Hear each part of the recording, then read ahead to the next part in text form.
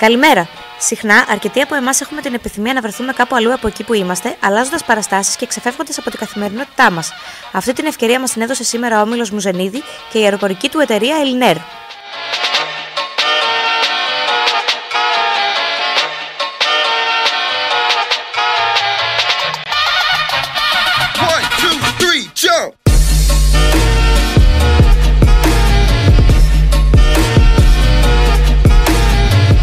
Ιδιαίτερη εντύπωση μου έκανε η πολιτική σχετικά με τις αποσκευές, που σου δίνει τη δυνατότητα να έχεις χειραποσκευή 8 κιλών και αποσκευή 20 κιλά, και αν είσαι φοιτητής ή στρατεύσιμος, δικαιούσε άλλα 10 κιλά.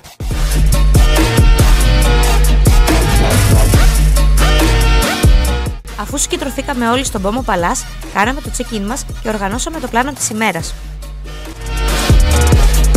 Παίρνουμε το πρωινό μας για να πάρουμε δυνάμεις και στη συνέχεια πάμε για ξενάγηση.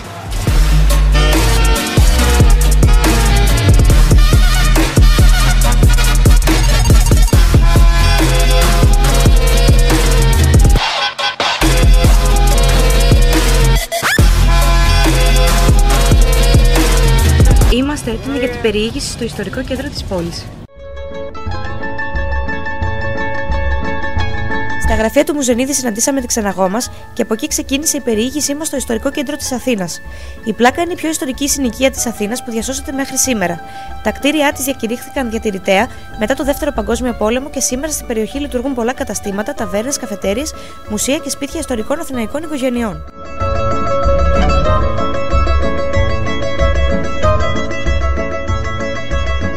Το μνημείο Λυσικράτους, γνωστό ως φανάρι του Διογέννη, φτιάχτηκε για να στηρίζει το χάλκινο τρίποδο που του δόθηκε ως έπαθλο για το ρόλο του χορηγού του νικητήριου θεατρικού έργου στους δραματικούς αγώνες. Υπάρχουν πολλές εκδοχές για την προέλευση του ονόματος της Πλάκας. Οι επικρατέστερες είναι τρεις. Κατά την πρώτη εκδοχή πήρε το όνομα επειδή στο σημείο που η οδός Θέσπιδος τέμνεται από τις οδούς Αδριανού και Τρυπόδων υπήρχε μια μεγάλη άσπρη πλάκα. Στη δεύτερη εκδοχή το όνομα προέρχεται από την αρβανίτικη λέξη πλάκ, που σημαίνει παλαιός, και τη συνοικία αυτή την αποκαλούσαν Παλιά Αθήνα. Η τρίτη εκδοχή είναι πως της έδωσαν αυτό το όνομα επειδή η περιοχή είχε επίπεδο έδαφος. Ώρα να επισκεφτούμε το Μουσείο της Ακρόπολης.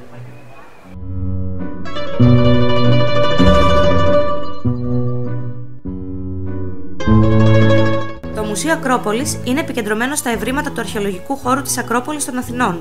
Χτίστηκε για να στεγάσει κάθε αντικείμενο που έχει βρεθεί πάνω στον ιερό βράχο της Ακρόπολης και στους πρόποδές του, καλύπτοντας το χρονικό διάστημα από τη Μικηναϊκή περίοδο έως τη Ρωμαϊκή και την Παλαιοχριστιανική Αθήνα, ενώ ταυτόχρονα βρίσκεται πάνω στον αρχαιολογικό χώρο Μακρυγιάννη, κατάλοιπο των Ρωμαϊκών και πρώιμων Βυζαντινών Αθηνών.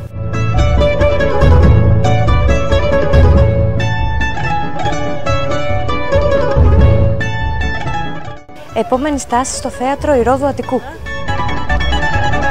Το θέατρο, ή όπως είναι γνωστό Οδείο Ηρόδου Αττικού, φτιάχτηκε κυρίως για μουσικές εκδηλώσεις μετά την κατάρρευση του οδείου που είχε χτιστεί στο κέντρο της αρχαίας αγοράς Αθηνών.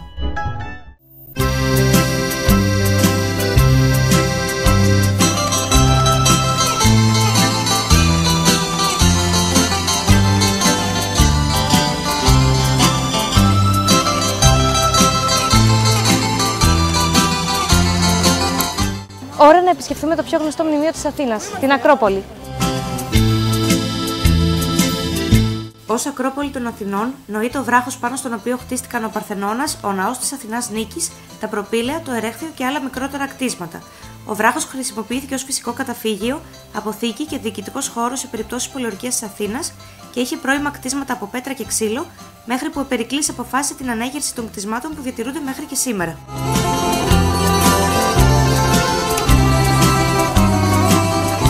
Μετά την επίσκεψή σας στην Ακρόπολη, μην παραλείψετε μία βόλτα στο βράχο του Αρείου Πάγου. Είναι ότι πρέπει για πανοραμικές φωτογραφίες.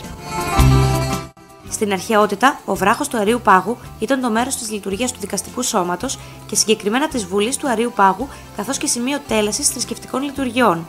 Το όνομά του πιθανόν προέρχεται από τον Άρη, το θεό του πολέμου, κατά την ελληνική μυθολογία. Μια βόλτα στα βορειοανατολικά του βράχου της Ακρόπολης, στα όρια με την Πλάκα, θα βρει στα Αναφιώτικα. Αυτή η συνοικία δημιουργήθηκε στα μέσα του 19ου αιώνα, όταν άρχισαν να καταφθάνουν στην Αθήνα εργάτες από την Ανάφη, με σκοπό να εργαστούν ως χτίστες για την ανοικοδόμηση της πόλης και την ανέγερση των ανακτόρων του Όθωνα. Ήταν τέτοια δε η μαστοριά τους, που μπορείς ακόμα και σήμερα να παρατηρήσεις ότι όλος ο οικισμός είναι κτισμένος στις εσοχές και τις προεξοχές των βράχων.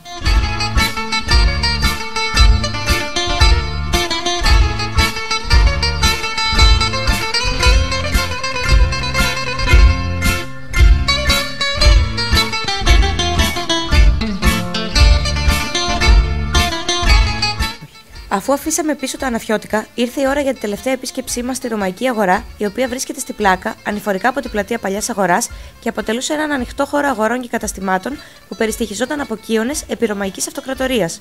Στην αγορά υπάρχει και ο πύργος των Ανέμων, γνωστός και ως Αέριδες, ένα οκταγωνικό κτίσμα που χτίστηκε το 1ο αιώνα π.Χ.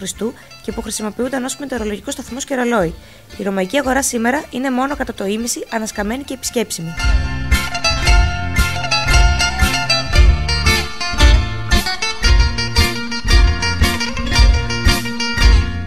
Σίγουρα μια βόλτα μόνο δεν αρκεί για να γυρίσεις όλη την Αθήνα, αλλά σήμερα είχαμε τη τύχη να ξαναγηθούμε σε κάποια από τα βασικά μνημεία της.